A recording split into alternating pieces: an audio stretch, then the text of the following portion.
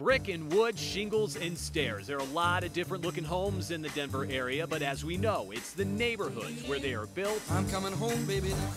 We're going to take a look at this home. I'm coming home now, right away. That often determines their value. So, with the help of local realtor Greg Anderson, You've got a walk-in closet. Nice thing is you've got 12-foot. It's not a huge yard. the numbers were crunched and we tracked down the neighborhoods with the biggest increase in value from just 1 year ago. Fifth on that list is the Village of Five Parks in Arvada. It's a fairly new neighborhood with a mix of different style homes and Main Street shops. And as mentioned in the name, We have a great parks area. they've got at least 5 of them. But Five Parks isn't the only neighborhood raising values with their open fields and green grass. Just head southeast to Aurora. And Heather Ridge holds the number 4 slot. Some say the public golf course That's the reason I'm here. is a pretty nice attraction. But there's something else about the neighborhood that could be driving the property values up. This right here is about as loud as things get. A lot of empty nesters fill these homes, making it not just quiet, but almost silent. They're downsizing. They're selling their suburb homes and moving into something that's a little more of a retirement type area. And this is about as close to downtown living without living downtown. Jefferson Park is third on the list. It's a North Denver neighborhood shared with big rides and Bronco pride. And while there's a number of reasons people have recently paid more to live here, the fact there are so many nearby conveniences has given the neighborhood plenty of value. But Anderson says in the last few years, it's the lower priced neighborhoods that have seen their values increase the fastest. Ironically, it's because heavy foreclosures in those areas initially drove the prices so far down. Now as our market recovers and as we have things like this federal tax credit, the numbers have gone up.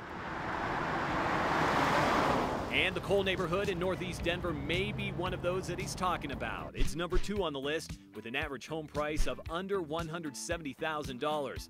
And while that still may seem pretty low, it's up significantly from just 1 year ago. With that said, if you've been holding your breath for the number 1 neighborhood, breathe easy, Saddle Rock. Not surprised at all. Because these homes in South Aurora snag the top spot. And if you ask around, Excellent schools, Just great schools, most seem to agree very safe neighborhoods. very safe. on the reasons why. So there you have it. While many will still argue that their neighborhood is better, when it comes to value, the 5 of these It's been great. We love it. seem to be holding their own. I'm coming home, baby, now.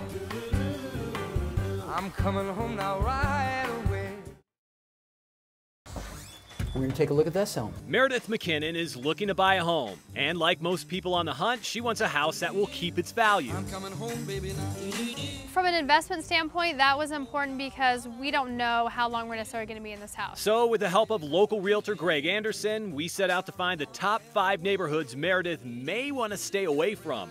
Neighborhoods showing the biggest loss in value over the past year. Taking the number 5 spot is University Hills in Denver. Despite the construction, these older homes appear to be in pretty good shape, but it is the 29 homes that are sitting in foreclosure that may be bringing the value down. There have been some neighborhoods where we've had 40, 50, 60% of the homes for sale are bank-owned properties. But that's not the case for the number 4 slot on the list, Denver's Country Club neighborhood. The homes are big, the grass is green. It has been a high-status address since 1910. And while that may be so, the struggling economy has forced sellers to drop the price by nearly 30%.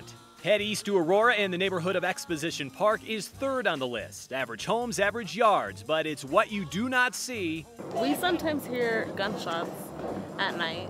that could be causing the neighborhood to lose its value. This neighborhood's becoming a more not safer neighborhood to live in.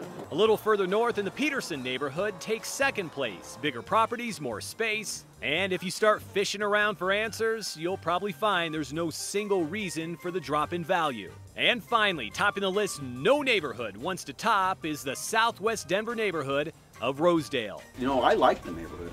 I'm kind of surprised that, it would go down as much.